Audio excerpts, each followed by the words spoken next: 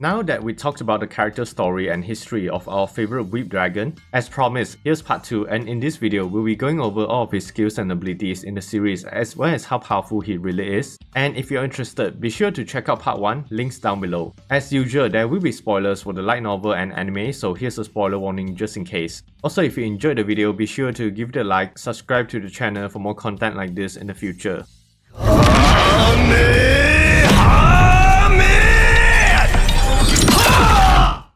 So like I said in my previous video, Veldora is one of the 4 true dragons and he has the second highest magic count, beating both his sisters and losing only to the Star King dragon Veldora. His magic were so potent that powerful monsters will sometimes spawn from it, and because of this, he is sadly exploited as a magic battery by his bestie Rimuru. He is also one of the small handfuls of catastrophe class individuals ranked by humanity, meaning that some don't even consider him as an individual entity, rather a natural phenomenon that simply brings misfortune wherever he goes.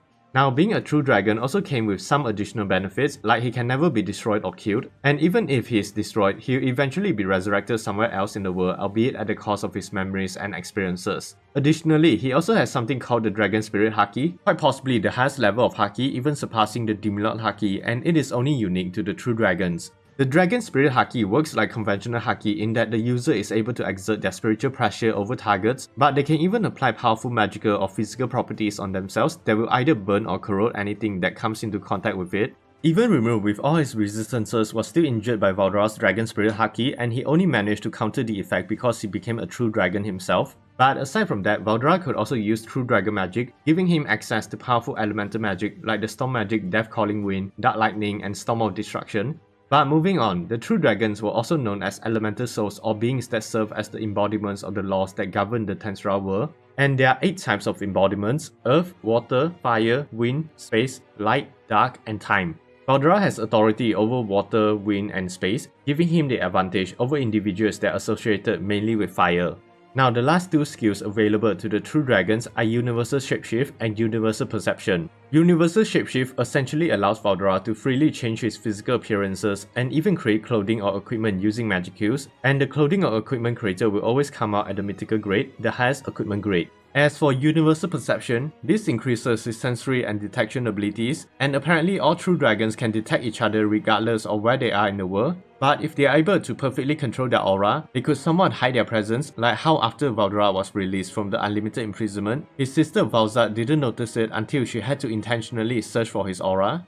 Having said that, let's talk about Veldora's own ability, like his unique skill Investigator. It's a skill that improves his analytical capabilities and allows him to access information on the world itself, somewhat similar to the Great Sage. He had used this when he was inside of Rimuru's stomach to analyze the unlimited imprisonment and to send information to the Great Sage. There are 3 sub-skills that make up Investigator, and the first one is Thought Acceleration. This basically increases his thought processing speeds by 1000 times. Then we have Analytical Appraiser, which allows him to analyze and appraise the targets that he wants. As for the last one, it's called Investigate Truth, and he can use this skill to access or directly consult a record of events that had happened in the Tensura world, which is why he was so knowledgeable about otherworldly summoning. In any case, before Veldora was sealed inside the unlimited imprisonment, he often enjoyed causing trouble wherever he goes and constantly got into fights with demilords like Daigru, where there would never be a victor in their fights, and Luminous Valentine when he destroyed the vampire city of Night Rose. But he also chose to avoid people like Guy Crimson and his sisters because they are the few individuals capable of easily destroying him, especially Velzard, who can one-shot him every time.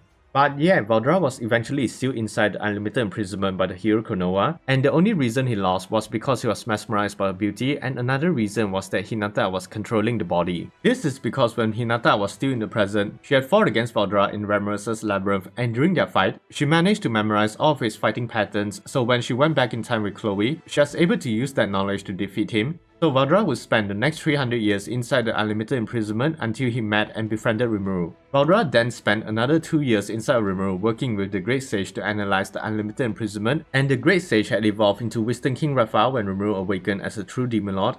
This is when Veldora would meet her, and she reprimanded him for slacking off and even ordered him to acquire an ultimate skill so that he can become more useful to Rimuru. He eventually evolved his unique skill Investigator into the ultimate skill Investigation King Faust, the power to reach the ultimate truth and see through the power of his enemies. This skill actually synergizes with Veldora quite well because even though it doesn't increase his attacking power, he already had the firepower and all he needed was the accuracy and control to land his attacks on enemies, which the skill provided. So for the sub-skill, there are 5 in total and 3 of them are skills from Investigator like Thought Acceleration, Analytical Appraiser and Investigate Truth. For the other 2, we have All Creation, a skill that allows Veldora to fully comprehend any phenomenon as long as he has the prerequisite knowledge, and this actually pairs quite well with Investigate Truth. The other is called Probability Manipulation, and this essentially gives him the power to manipulate any events or phenomenon in a direction that will always be favorable to himself. For example, he might be able to land a critical hit or completely bypassing the defenses of his opponents whenever he attacks, and even allow for other things like guaranteed escape from a difficult or impossible situation. He was able to showcase this ability during his fight against his sister Valgrind, but I'll get to that later. That said, when he was released, Rimuru used an enhanced clone as a vessel, and once he possessed it, he now had a human form. And with Rimuru's ultimate skill Veldora Lord of the Storm, a soul corridor was established between them. This meant that all the memories of Veldora is stored within Rimuru, so as long as he is alive, Veldora can be resurrected without needing to worry about losing his ego and memories. Now besides that, with a human form, he was able to live out his weak dreams through his self-made fighting style called the Veldora style Killing Arts. This fighting style included moves from the sacred text he acquired from Rimuru's memories, and he used it during his fight with Milim. Some of the notable moves include Hadouken and Shuriken from Street Fighter, and my personal favorite, Kamehameha from Dragon Ball. But what's impressive was that he managed to adjust and modify the unrealistic and impractical combat techniques from the sacred text into proper techniques that can be used for actual fighting, showing that he is actually quite smart and innovative.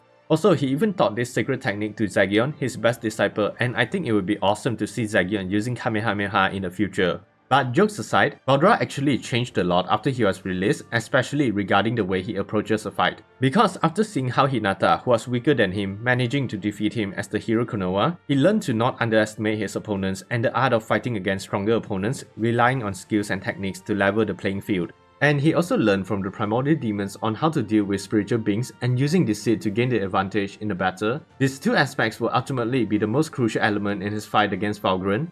Now, when it came to the Eastern Empire invasion, Veldora was absent in the first attack because the Tempest Federation easily won the battle, and during the reward ceremony, Rimuru gave him a jacket as a gift. After that, Guy and Valzad had visited Tempest, and Veldora was taken away for a family discussion. Valzad then took Veldora to the labyrinth and left him with injuries everywhere, but apparently he still managed to land a few hits in before that, again showing how much he has improved and is now able to at least somewhat overcome his trauma of his sister. But anyways, the Eastern Empire attacked again, and this is the only time that we get to see Veldora fighting seriously against his sister Valgrind. And before the fight, Veldora was actually quite scared of facing her, but when she burned the jacket that Rimuru gifted him, he became enraged, releasing his true powers, and they fought in their true dragon forms. Now, although Veldora does have the elemental and magical advantage over Valgrind, he lacked the discipline and techniques required to defeat her, or at least that was what Valgrind had thought. Because when the fight started, he was now able to evenly match her thanks to multiple factors like acquiring his ultimate skill Investigation King Faust, his unpredictable way of fighting, and the fighting approach I mentioned just now. That's why she decided to fight seriously and use the full extent of her ultimate skill King of Charity. She unleashed her Red Rain skill, creating a scorching rain of hellfire from the sky, but with his probability manipulation, Veldora easily avoided the attacks. However, her attack didn't end there, and she activated True Red Cage, which uses the hellfire from her previous attack to engulf Veldora in a pillar of flame. Thinking that she won, she was shocked to find out that Veldora somehow managed to escape, and catching her by surprise, he uses Harvest Storm attack, an acoustic attack that he developed with the help of Rimuru. It was a cunning attack that fires unassuming interfering waves that would normally be ignored by stronger opponents, but when it's paired with probability manipulation, the attacks will converge to deal a barrage of attacks on his targets. Although it didn't deal any fatal damages, it still annoyed Valgrind that Veldora could now evenly fight her, but she was also proud of him and acknowledged his newfound strength. He noticed this, and it wouldn't be Veldora if he didn't gloat about it, but as he was gloating, he let his guard down, causing him to be hit by Lieutenant Kondo's kamikaze bullet. His defensive barriers were broken by the attack, and in his weakened state, Emperor Rudra used Regalia Dominion to take control of him. Now, Veldora might have not fallen under Rudra's control if he seriously fought against the effect, but he was worried about the skill dominating Rimuru through that soul corridor, so he was focused on severing the connection rather than protecting himself. Luckily, only his body was under Rudra's control. His consciousness and core was safely isolated from the effect, so when Rimuru arrived to save him, they could still communicate with each other. His body and Valgrind then fought against Rimuru, and the noteworthy thing to mention is that Veldora was able to somewhat counter Wisdom King Raphael. Because Raphael is logical and calculative, she wasn't able to cope with Veldora's unpredictable attack pattern and his ultimate skill, so in the end, Rimuru had to step in using his intuition to fight Veldora instead. Eventually, Veldora was defeated and saved by Rimuru after he devoured him. When Veldora's core was inside of Rimuru, the Mana Seal decided to alter Veldora's Faust and upgraded the skill into the ultimate skill, Chaos King NYARLATHOTEP, the highest authority in the analysis system of ultimate skills. So this new ultimate skill has a total of 8 sub-skills. 5 of the sub-skills were improved, which included Thought Acceleration, Analytical Appraiser, Orb Creation, Probability Manipulation, and Investigate Truth. For the new sub-skills, the first is Parallel Existence, and this allows the user to create multiple clones, and they all possess the same magical power and skills, but each time a new clone is created, their maximum energy will be divided. Additionally, the clones all will have a piece of the user's consciousness, so when the original dies, they can simply make the clones into the real body, which adds to Veldora's immortality. But according to Rimuru, Veldora doesn't seem to know that he has this ability, and Rimuru doesn't seem to have any intentions of telling him about it too, probably not wanting to deal with multiple Veldoras. Moving on, another of the new sub-skill is Space-Time Manipulation, and this basically allows Veldora to control space and time. The last one is called Multi-Dimension Barrier, an always active barrier that surrounds the user and provides the ultimate defense. Now, after receiving his new ultimate skill, he was reborn again through Summon Storm Dragon, and the war with the Eastern Empire ended. He also wanted to know his existence value, and so he was rated to possess an EV of 88 million, much to his disappointment. And here's a funny fact, Veldora apparently thought that by wearing weighted clothing like Goku and removing them would increase his EV, but physical strength doesn't affect a person's EV, so his EV was unaffected. Also, the last thing I wanted to mention is that because he's connected to Rimuru through the Soul Corridor, he also has access to Rimuru's nihilistic attribute, and he even received the Divine Protection Blessing of Fertility from Rimuru's newly acquired ultimate skill, Harvest Lord SHUB-NIGGURATH. Although I'm not sure what this blessing actually does, so feel free to leave your guesses and theories for what it does down below. But anyways, in the recent volume, Veldora was asked to stay inside the labyrinth again because Micah and Feldway were targeting his dragon factor, so we'll just have to wait and see if he gets another chance to showcase his new skills in the upcoming volumes.